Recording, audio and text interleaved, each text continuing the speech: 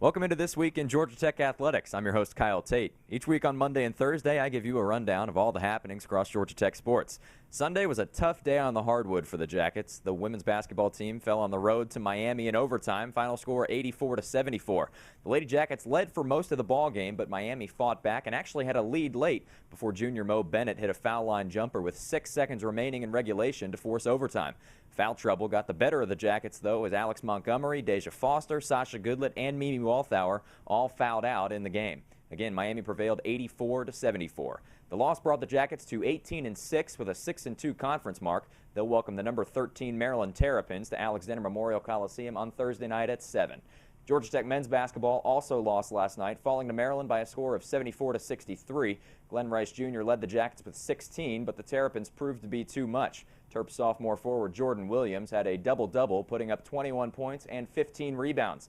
The Yellow Jackets next head to Miami for a 7 p.m. tilt on Thursday.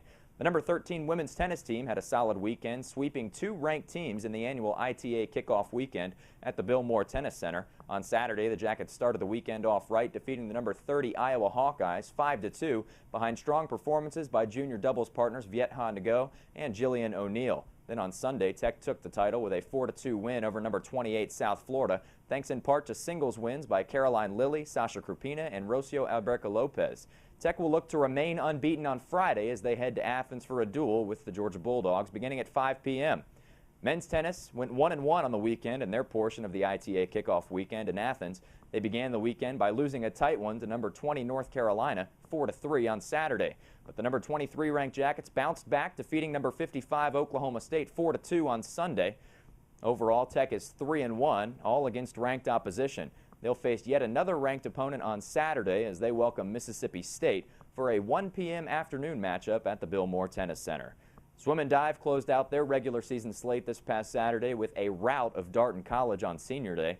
Both the men's and women's teams won every single event on the day for final scores of 128-85 on the men's side and 145-78 on the women's side. Freshman Ashley Hardy had a spectacular showing in the 1-meter dive, posting a score of 307.20, just 3/10 shy of the school record. The men's 200 free relay also posted an impressive time at 120.82, the 5th fastest time in school history. Now the teams turn their focus to the ACC Championships beginning in mid-February. Both meets will be held at the Georgia Tech Aquatic Center. Finally, track and field had an impressive weekend in Lexington, Kentucky at the Rod McCravey Invitational, particularly pole vaulter Joanna Wright. The senior broke her own school record with an unbelievable height of 4.30 meters, an NCAA automatic qualifying mark, and the nation's 5th best mark this season. The rest of the weekend saw 13 overall top 10 finishes for the Jackets. The indoor team is right back at it this weekend in Blacksburg, Virginia for the VT Elite Invitational.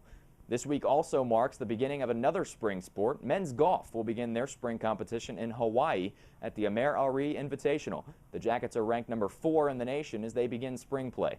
The 3-day event begins on Wednesday in Kohala Coast, Hawaii. That'll do it for this week in Georgia Tech Athletics. We hope you'll join us next time. For more information on any of these stories or for ticket information, visit the official website of Georgia Tech Athletics, www.ramblinrec.com.